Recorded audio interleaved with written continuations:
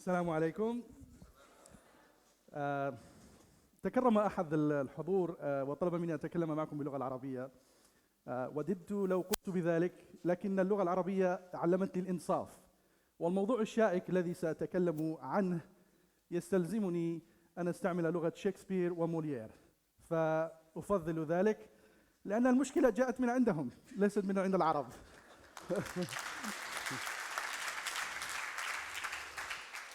Donc je suis très content parce qu'en fait, par un pur, je dirais, hasard ou serendipity en anglais, ce qui vient de se passer maintenant est exactement le sujet sur lequel je voulais parler. Et donc le sujet était Does information technology really make our lives easy? Et peut-être que j'irai un peu plus loin et je vais extrapoler pour dire est-ce que la technologie en général, telle que la connaît aujourd'hui, vraiment rend notre vie plus facile? Qui d'entre vous pense que oui, la technologie nous rend la vie facile? Qui disent que non? Et qui disent que peut-être? Je serai avec vous. Mais je vais essayer aujourd'hui de changer votre avis. Mon objectif ici, c'est dans 15 minutes, vous aurez une autre vision des choses. D'abord, la technologie à la base, y compris celle de l'information, était faite pour résoudre des problèmes, n'est-ce pas? Notamment ce qu'on appelle rendre les choses simples. Alors je voudrais essayer de donner une définition de la simplicité. Donc, simplicity is about two goals. On a deux objectifs. Le premier est saving time for more efficiencies. Essayer de résoudre des problèmes, d'avoir des résultats en utilisant un minimum de ressources, notamment le temps. Et le deuxième, par conséquent, c'est d'avoir beaucoup plus de temps pour nous-mêmes et faire d'autres choses à l'extérieur de notre travail, à l'extérieur de la technologie et de tout ce qu'on fait au quotidien. Donc, simplicity, dans ma définition, si vous me le permettez, a deux éléments. Un est purement technologique et l'autre n'a rien à voir avec la technologie. Cependant, ce qu'on sait aujourd'hui, en termes d'information, de technologie d'information, nous avons effectivement résolu beaucoup de problèmes. On parle de collaboration, security, artificial intelligence, virtuality, and name it. And all of this is good for economy, it's good for society. Ça a pris la société à un nouveau niveau. Mais il y a un gros problème. C'est que, est-ce que vraiment tout ce qu'on a fait en technologie va résoudre les problèmes véridiques ou ça va rajouter d'autres problèmes? Parce qu'à mon sens, ce qu'il y a aujourd'hui, on est passé du need to have IT solution to it's cool, let's have it. Vous avez WhatsApp, vous avez Snapchat, vous avez d'autres choses, Viber, yeah? Vous en avez besoin tous les trois?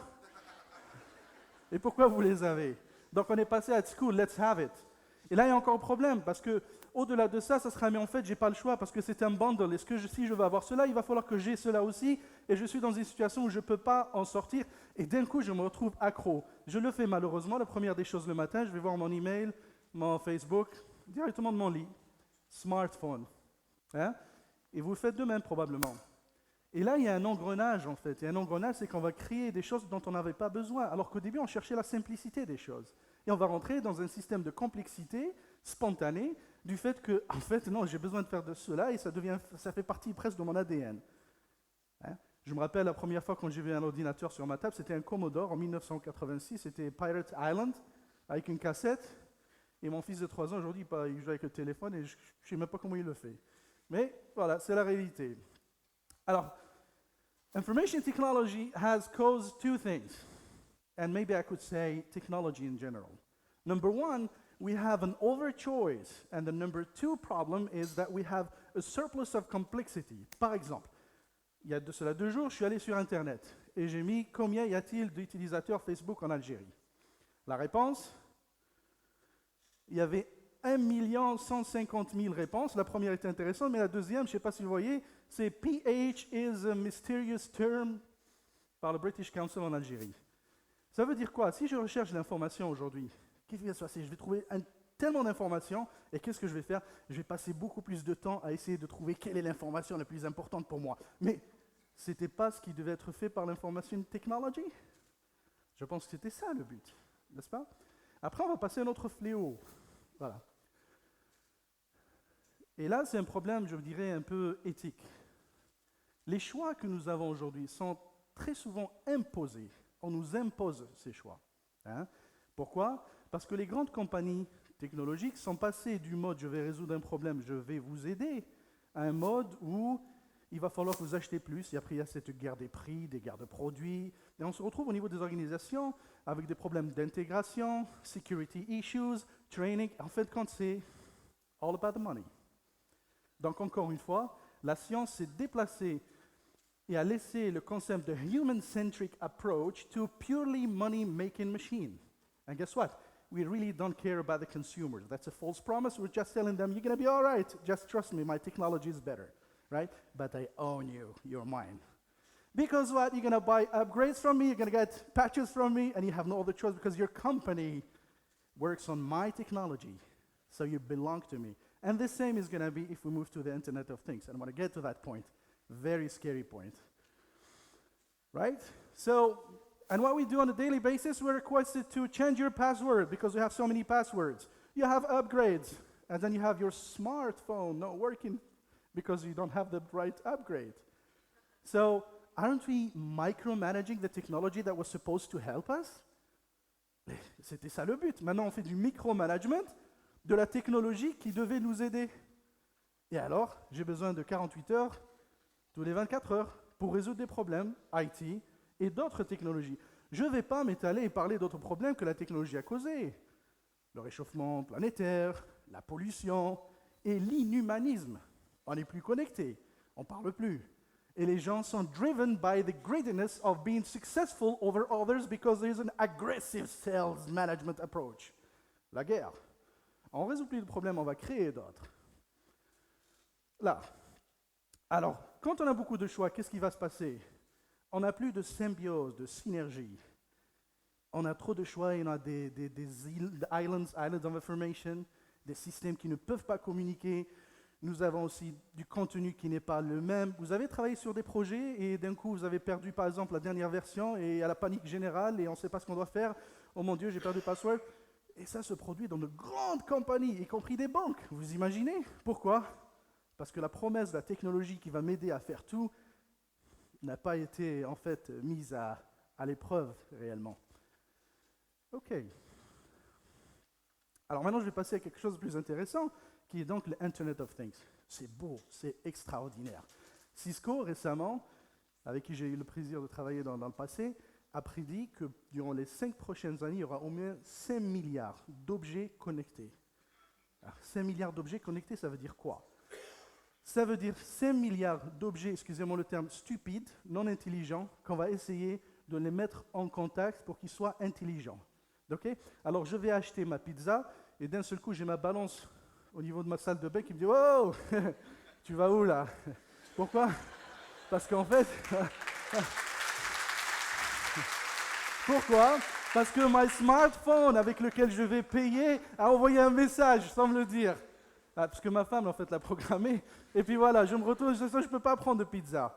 Ça a l'air d'être simplistique, rigolo, mais ça peut se produire, ça va se produire. Quand on donne l'autorité à des objets pour parler sur lesquels on n'a aucun pouvoir, eh ben on va tomber dans des situations un peu bizarres. Et là, ça me pose un problème, je dirais même éthique. Ça sera le plus grand fiasco de micromanagement dans l'histoire de l'humanité lorsqu'on passera en force dans la Internet of Things. Parce que là, on ne parle pas d'objets seulement. Les objets auront des procédures, des procédés, les humains autour de ça. Et même, je dirais que le futur de l'humanité va en dépendre. Imaginez le métro d'Alger sans le conducteur. Internet of Things. Avec le bus qui communique, mais qui ne communique pas bien. Avec le taxi qui vient de l'autre côté. Et même, on ne sait jamais, avec l'Algérie, peut-être un seul gars, allez, je vais le manger. On ne sait pas.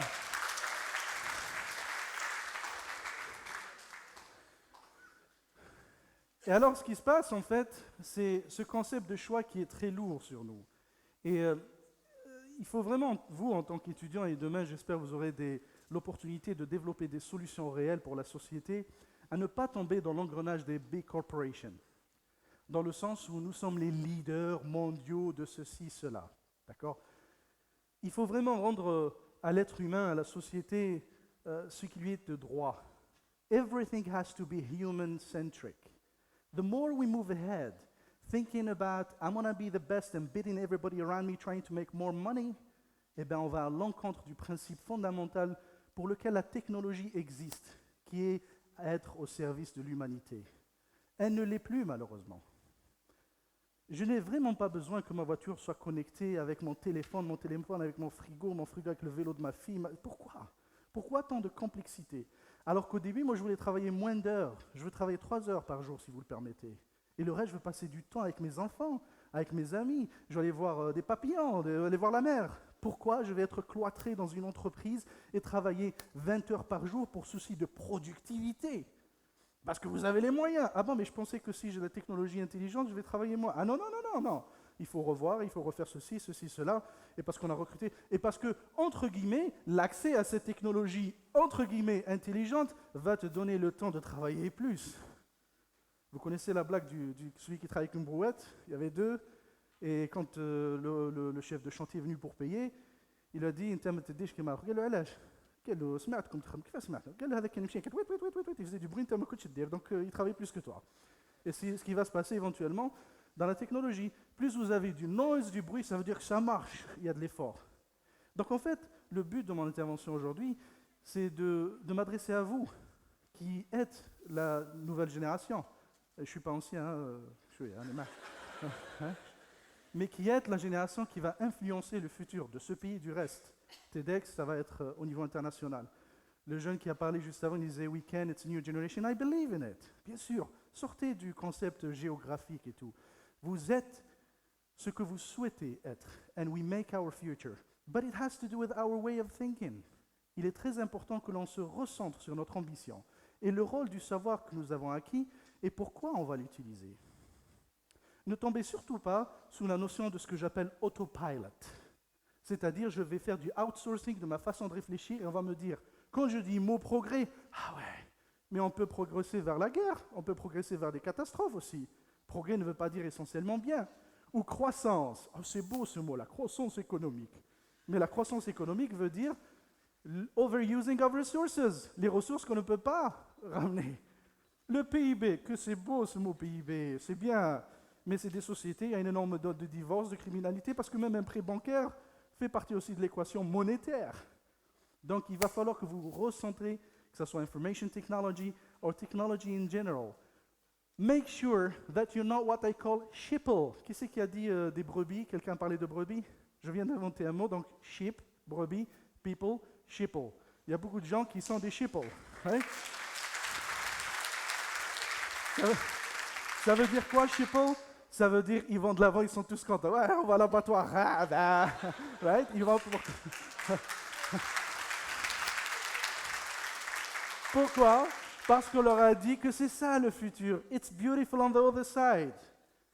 OK? Donc, je ne pourrais pas dire que la technologie et la technologie de l'information est mauvaise. Non, loin de là. Je suis là, on est là, c'est à cause de cela. Mais il y a le facteur humain. C'est à nous d'avoir cette responsabilité éthique, de revoir notre comportement, nos choix. Et si on n'achète pas, si on ne prend pas ces solutions, eh bien, je pense que ces gens-là vont éventuellement changer de cap. Vous connaissez tous l'impact que l'open source technology a eu sur les softwares. Mozilla, combien de vous utilisent Firefox? Pas mal comparé à l'Internet Explorer, mais c'est gratuit. Et puis vous avez des panoplies de solutions aujourd'hui, même ERP, qui sont open source, qui n'ont aucun problème. C'est ce genre d'attitude qu'il va falloir adopter. C'est ce que j'appelle alternative thinking, alternative attitude. Soyons différents pour un futur meilleur pour toute l'humanité. Et vous avez tous le moyen de le faire parce que il n'y a personne qui a quoi que ce soit de plus que vous, puisque vous construisez votre futur, comme je l'ai dit. Donc je compte sur vous pour me joindre, ne serait-ce que sur la pensée en général. Mais si on le fait petit à petit, on peut réussir. Et qui sait, peut-être que d'ici, un jour, on entendra parler d'une solution qui serait human-centric. Merci.